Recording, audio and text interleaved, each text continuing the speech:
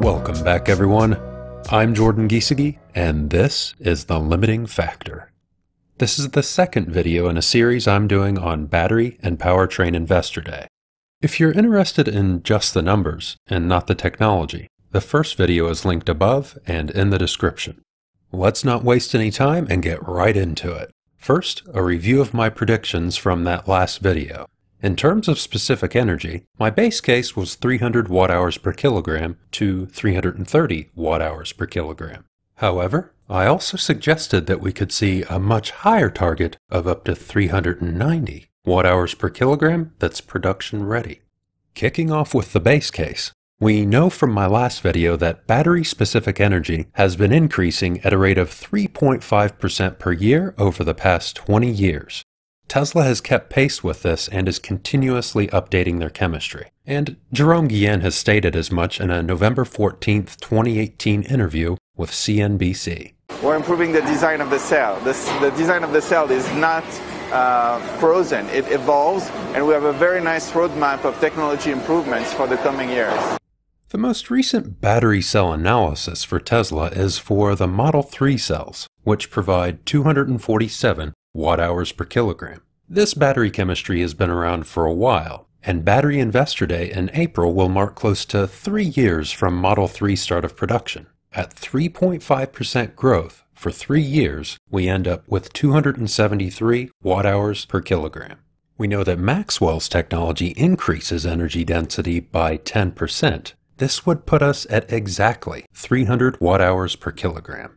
You may already know what Maxwell's dry cell technology is, but I'll do a quick review now and possibly reveal a few things you didn't know. Maxwell was acquired by Tesla in 2019, and they have a technology that's called dry battery electrode technology. The technology works by replacing the typical wet slurry mix that is applied to battery cathode and anode foils, also known as electrodes. The slurry mixture contains solvents that need to be dried, but the solvents leave residues that make batteries perform worse. For decades, it has been the primary technology we use to mass produce cathodes and anodes, because it was the only technology we had to manufacture electrodes quickly and cheaply. With the dry battery electrode, there is no slurry. The cathode and anode are made into a bubblegum type mixture, made of carbon and polymer that is pressed onto the cathode and anode foil rather than applied and dried. Because it's loaded with carbon, that bubblegum mixture is extremely conductive. This improves the performance of the battery rather than degrades it. This dry battery electrode not only improves energy density, it's cheaper to manufacture, increases the charge and discharge rates because there is less junk creating resistance in the cell, and it also increases cycle life by double. Why would dry electrode technology mean better charge and discharge rates? Here is testing done by Maxwell that compares the discharge rate of a wet slurry coating to a dry coating. A 1C discharge rate means that the entire battery is drained in 1 hour. 0.5C means half the battery is drained in an hour, and so on. All battery cells have internal resistance, and when you charge and discharge them quickly, that resistance generates heat. Think of resistance as friction for electricity. The dry battery electrode technology has less resistance because instead of the junk left over by the slurry, it uses conductive carbon. This means less resistance, which means less heat, which means more of the energy is available to be used rather than being wasted as heat. Why would the dry coating increase cycle life? 3 reasons. 1. Better discharge and charge rates means less heat is generated. That heat breaks down the battery. 2. The wet slurry mixture is harmful to the battery because it creates reactions that degrade the battery. Fewer unwanted chemical reactions means longer battery life. 3. This is just a guess, but the bubblegum type material is probably more mechanically stable than the cake left on the electrodes after the wet slurry has dried. Some of the reason why batteries break down is not only chemical, it's physical. Charging and discharging causes changes to the materials and they break apart. We'll come back to this later. If you watched my video on Jeff Dahn, you know that Tesla has already achieved a cycle life of 2,000 cycles, or approximately 400,000 to 500,000 miles. If we double that, it's getting very close, if not spot on, to the 1 million mile battery that Elon Musk has promised.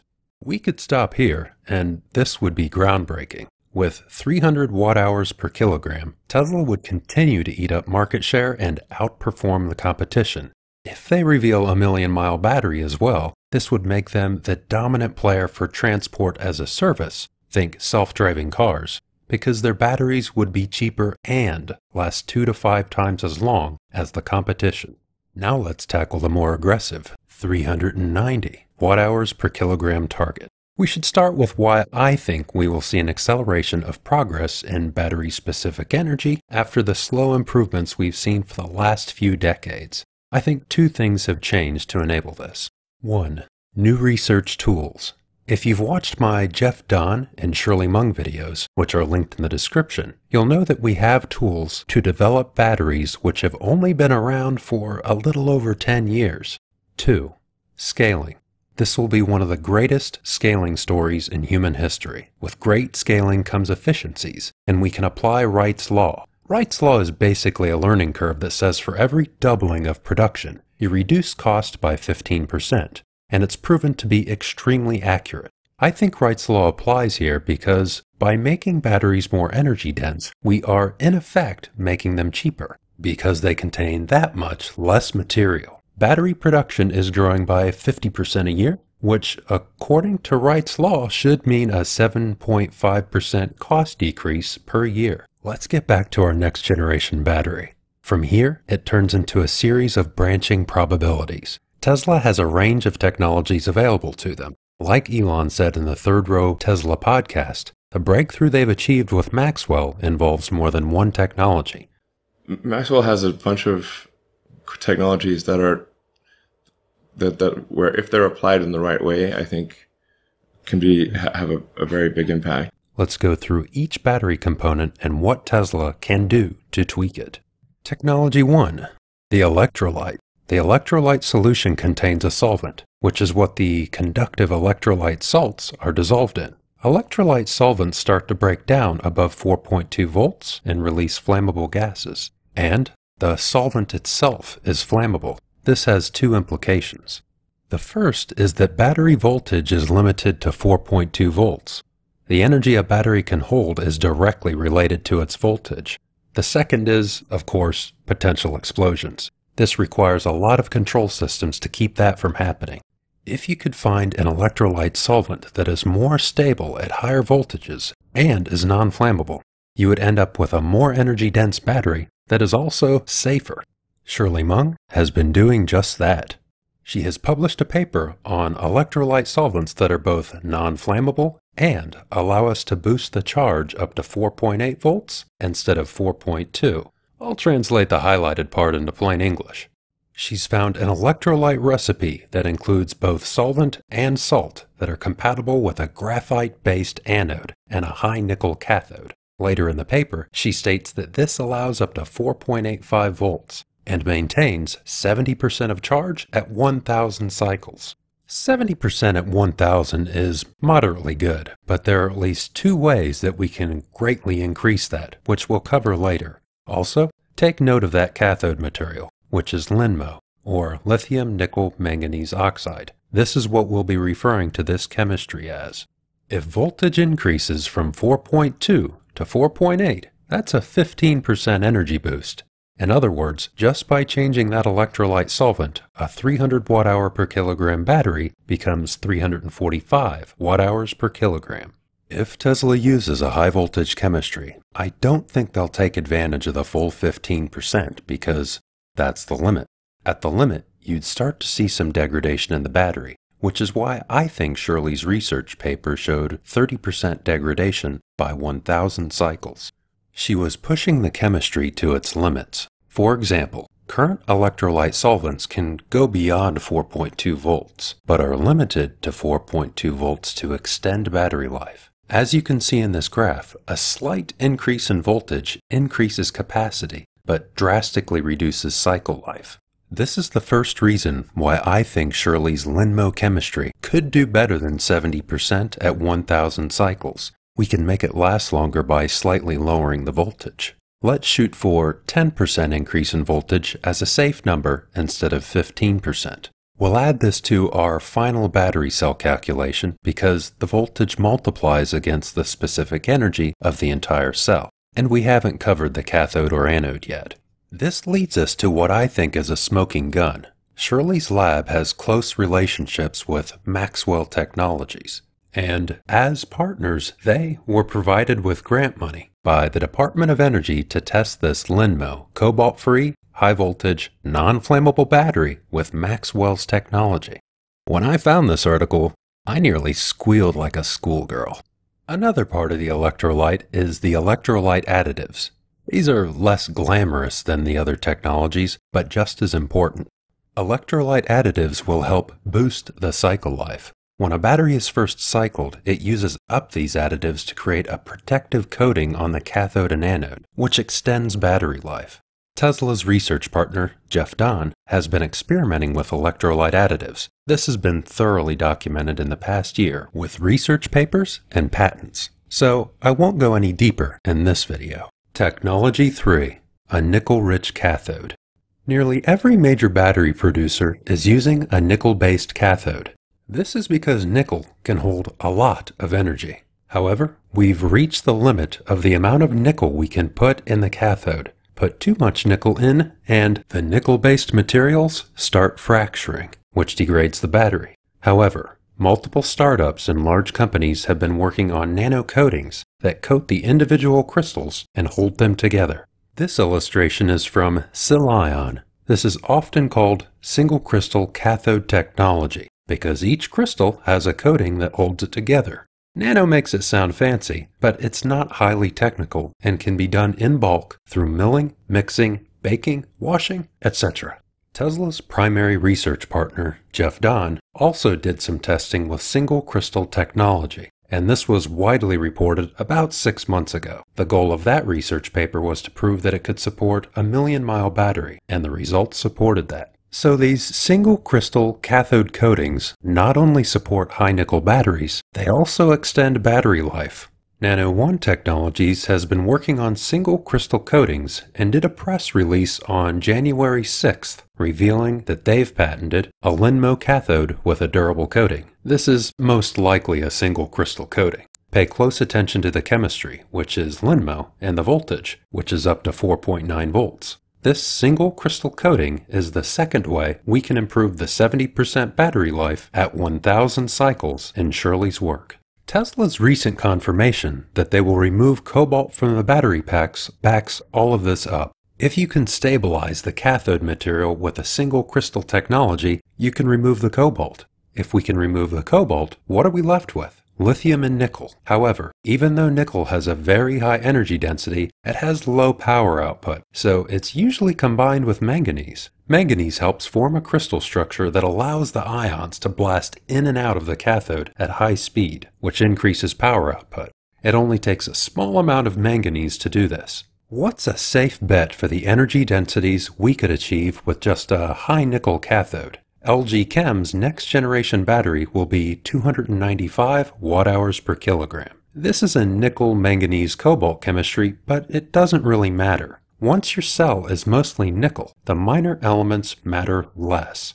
What matters is they can hit 295 watt-hours per kilogram with a high nickel chemistry. Technology 4. High silicon anode. Silicon has a freakishly high energy density, 10 times that of typical graphite anode materials. Tesla started doping with silicon several years ago, but you can only put so much raw silicon in a cell before it bursts its britches. This is because silicon expands by several 100% when charged. You can't make a pure silicon anode, but by mixing graphite and silicon with nano coatings, you can boost beyond the limitations of doping with raw silicon. Sila Nanotechnologies have advised that their high silicon anode technology would boost specific energy by 20%, and that number will eventually go higher, up to 40%. That totally depends on what baseline they are working from, but we'll assume the lower 20% estimate to start with.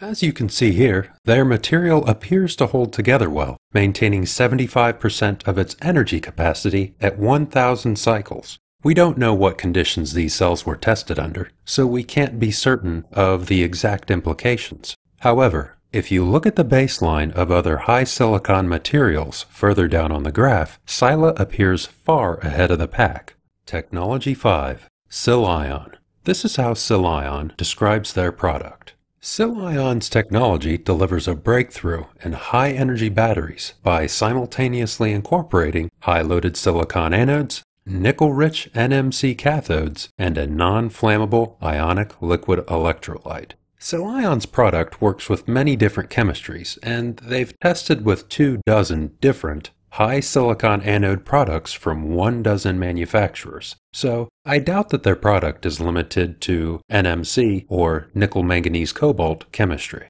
After reading through their PDF, it sounds like their product is involved with materials integration and manufacturing process rather than chemistry. They've kept their cards very close to their chest and talk in abstract language. To me, this would make sense. It's one thing to have a high-energy chemistry, but another to integrate it into a cell and scale it. This is often underappreciated, and I'm sure it's top of mind for Tesla.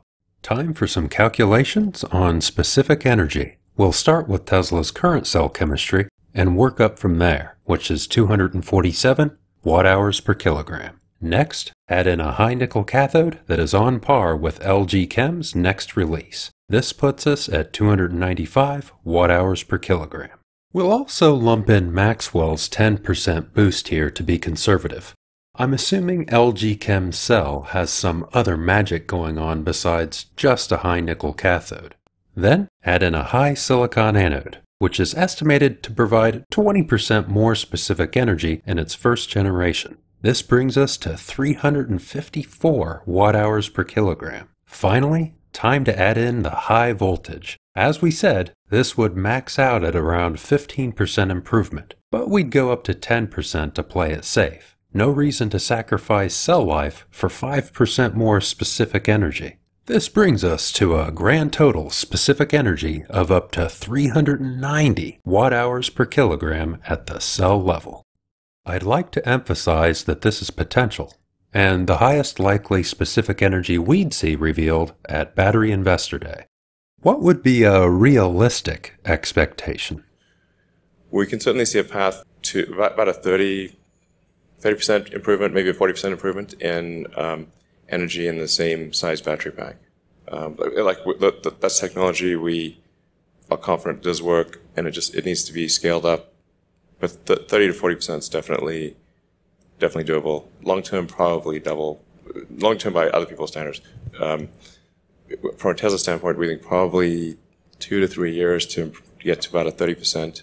With that in mind, I think we can bank on a 320 watt-hour per kilogram to 345 watt-hour per kilogram battery cell as a highly likely scenario. A chemistry based off Elon's estimate would look like this: a high nickel cathode and high silicon anode tied together with Maxwell dry battery electrode technology. The higher voltage seems less likely to me because it's a new technology rather than a progression of their current technology. For the sake of keeping this video manageable, I'll cover off the path from 390 watt-hours per kilogram to 500 watt-hours per kilogram in a separate bonus video at the end of this series. I promised this in the last video, but it really needs a longer video to do the topic justice. Moving on from battery cells, there's a wild card here with packaging. At the beginning of this video, I said the Maxwell battery would generate less heat. If it generates less heat when operating, we could optimize the cell size for the new chemistry.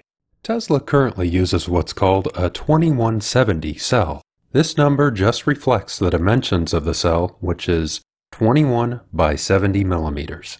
Tesla picked this cell size because it's a good balance between density and surface area. Smaller size means more surface area and better cooling, whereas larger size means worse cooling but better energy density. The 2170 hit the sweet spot for their current chemistry, but a new chemistry offers an opportunity for a new cell size. You could make a larger cell that's higher density and not have to worry about overheating issues. This is why I wasn't surprised, but very pleased, at Tasmanian's claim that Tesla is increasing their cell diameter to 1.57 inches, or 40 millimeters, nearly double that of a 2170 cell, which is of course 21 millimeters.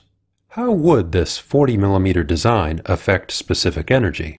Let's assume a 320 watt-hour per kilogram chemistry and work from there. When Tesla moved from 18650, which is 18 by 65 millimeters, to 2170, it increased the volume by 50% and achieved 3% specific energy increase.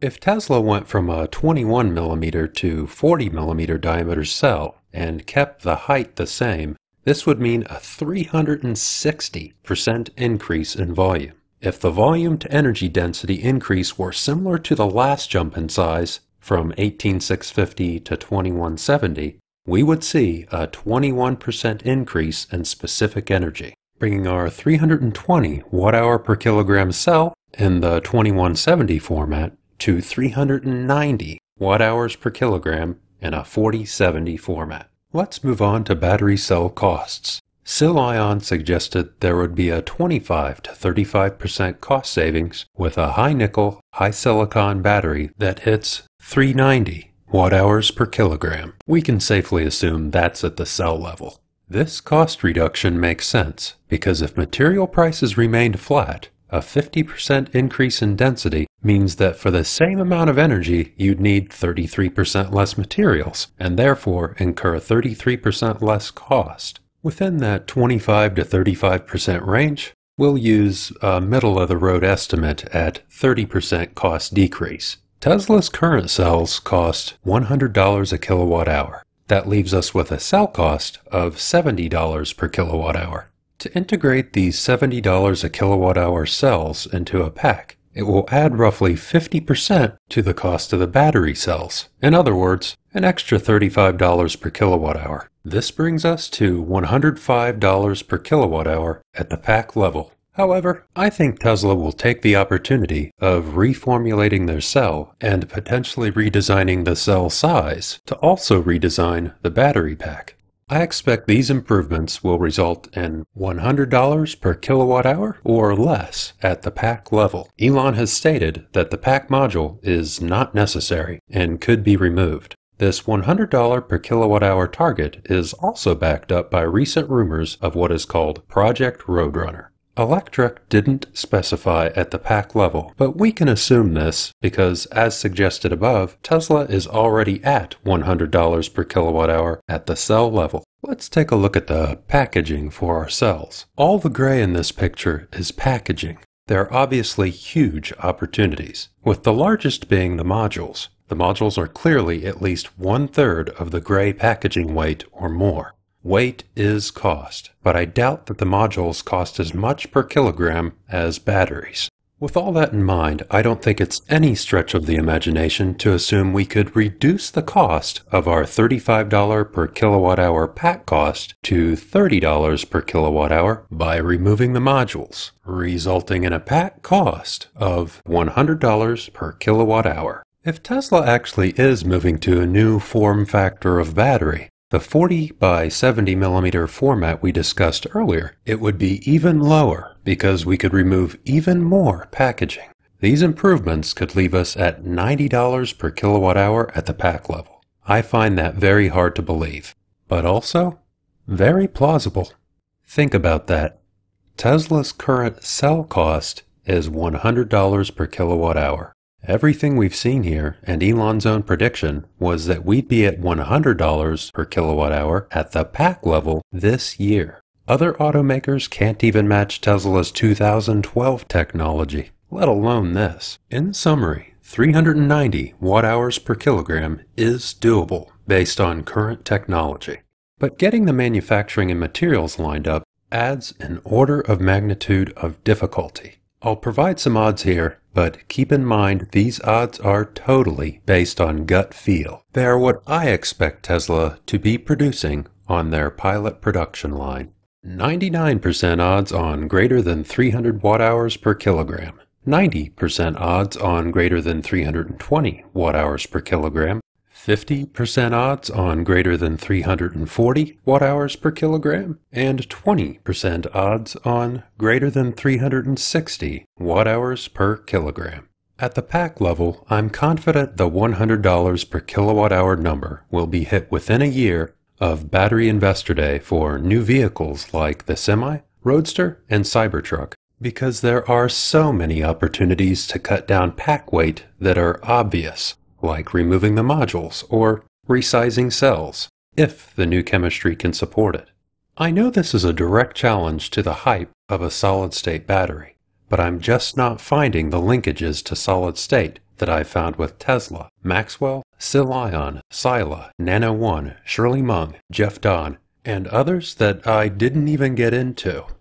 I'm definitely interested to know what your estimates are and what Tesla will reveal. Please leave your guesses in the comments below. In the next video, we'll be discussing the final puzzle piece: how Tesla will scale their battery production to 1 terawatt-hour and beyond. If you enjoyed this video, be sure to like and subscribe below. A very special thanks to Yannick Vika and Ahsoka Nelson for your generous support of the channel, and all the other patrons listed in the credits. I appreciate all of your support, and thanks for tuning in.